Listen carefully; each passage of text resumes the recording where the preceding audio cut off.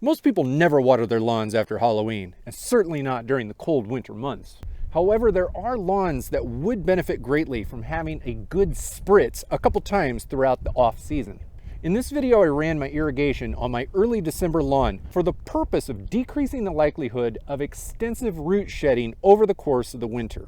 Going into this session, we hadn't received substantial precipitation for approximately 5 weeks, but yet my grass hadn't quite gone dormant yet. So I thought that this would be a perfect time to explain to you who might benefit from irrigating a lawn in the middle of the winter season, how much to put down and how often. So I just watered the lawn over here earlier this morning. It should be moist according to my moisture meter. I'm going to stick it in the ground and find out. So almost immediately, the dial now is in number 4 on the wetter side. I'm going to go to the other side of the house and show you where we're at before I water the lawn. Now, as you can see, I'm watering the main lawn right now over by the garden and the play area. But over here, I haven't watered yet. I'm planning to water. Look where we're at. So right here, we are down to the 2. We're getting really close to dry. And the thing is, we just haven't received very much precipitation at all in the past month. We've had a lot in the forecast and it just never pans out. And the days that it does come, it barely comes at all. As you can tell, maybe you can tell, the lawn is almost dormant, but it is not dormant yet. There is a lot of green in this lawn.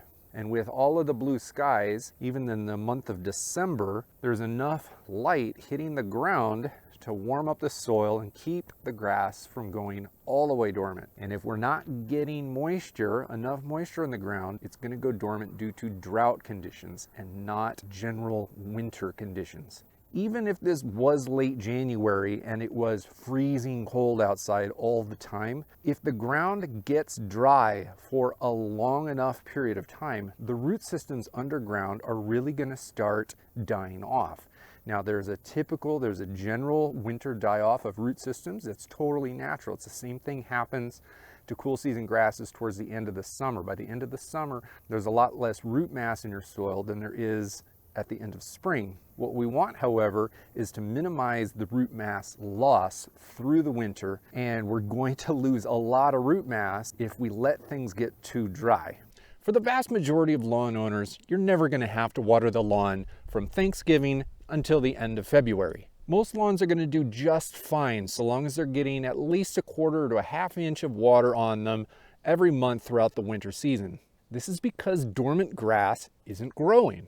It isn't using the typical amount of moisture from its root systems to grow new tissues either above ground or below ground. Also because low sunlight levels and cold winter temperatures result in very slow evaporative loss in the soils below the turf canopy in your lawn. The thing is, most places are going to get this small moisture requirement from natural precipitation, rain, drizzle, or snowfall. And for those limited climate areas that don't go dormant, the grass will still slow down so that it's not using the same moisture requirement that it does in the higher growth periods of the year. Those areas are also going to be seeing less sunlight and experiencing cooler temperatures, so their moisture requirements are also going to decrease dramatically during this period of the year. I would advise people in those areas where the grass doesn't go dormant to make sure that you're getting at least half an inch to 3/4 of an inch of water on your lawn at least every few weeks during the colder months. And if you're not getting this moisture from the sky, you're going to have to add it to the lawn in the form of irrigation. The thing is, though, places where the grass doesn't go dormant typically receive plenty of moisture every few weeks from the sky. So it's still very unlikely that even those locations are going to have to run their sprinklers to keep the lawn's root systems hydrated. You will, however, have to keep tabs of how much precipitation is coming down. That one's on you. The most likely places that are going to need to irrigate their lawns in the winter are the arid and semi-arid locations, similar to where I live, or possibly the plain states, which can frequently go through extended dry stretches. Where I live, we do get snow from time to time, but we don't usually get very much, and it's very common for us to go 4 to 5 weeks throughout the winter and not see hardly any precipitation of any kind whatsoever. For places like us that have lots of blue, sunny, clear skies, but yet very cold, dry stretches through the winter, it can be very useful to keep one cold, winter-hardy hose and an above-ground sprinkler available to add small amounts of water to your lawn only on the warmest days of those dry stretches. For me, I keep a winter-hardy, heavy-duty hose available all the time anyway because we have animals that I have to tend to. But during those dry stretches, I can also put my impact sprinkler on it and get a little bit of water on an otherwise dry lawn. In the middle of January, I don't want to deal with my in-ground sprinkler system. It's already been drained. Now, I would never add more than about 1/4 of an inch of water to the lawn at any point in time during the cold season, mostly because the lawn doesn't need that much and I don't want to turn my lawn into a muddy winter swamp. I just want to keep enough moisture in the upper layer of the soil where the most of the root mass resides to stay moist enough to decrease the root die-off that happens during the winter. In this video, I added some water to my lawn in early December.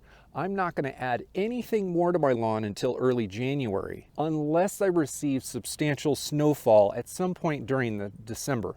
At that point, the clock resets. This whole strategy's purpose is to retain as much root mass as possible going into spring, and it's a part of my comprehensive root development strategy that I follow throughout the year, which I have linked down below. I also have a full winter lawn care guide devoted to everything that should be done or could be done to the lawn in the winter. I have it linked right up here over the corner. If you haven't watched it yet, I suggest that you do because there's a lot more nuance to winter than you realize.